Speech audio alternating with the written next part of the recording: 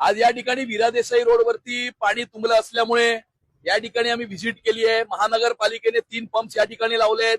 महानगरपालिकेचं पूर्ण प्रशासन रस्त्यावरती उतरलेलं आहे।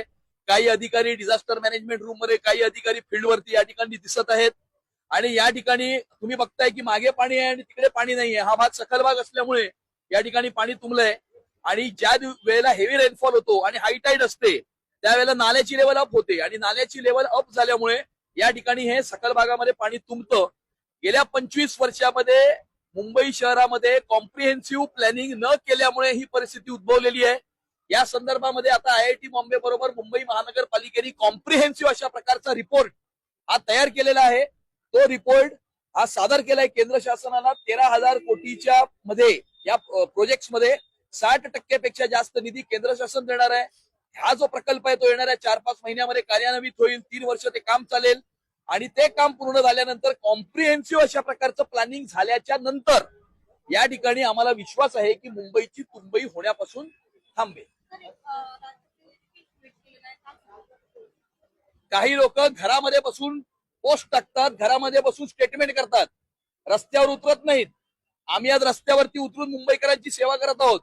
आजपर्यंत आपण उद्धव ठाकरे, राज ठाकरे आणि आदित्य ठाकरेला अशा प्रकारे रस्त्यावरती उतरलेलं कधी बघितलंय का?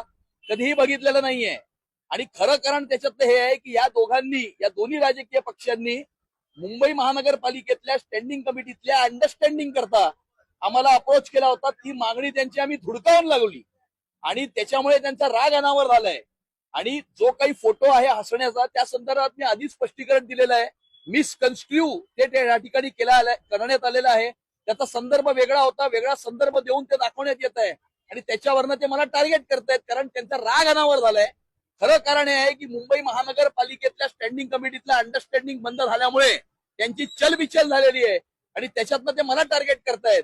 परंतु त्यांनी मला कितीही टार्गेट केलं तरी मुंबई महानगरपालिकेला भ्रष्टाचार विरहित प्रशासन देण्याकरता आणि पारदर्शक प्रशासन देण्याकरता आम्ही कटिबद्ध आहोत।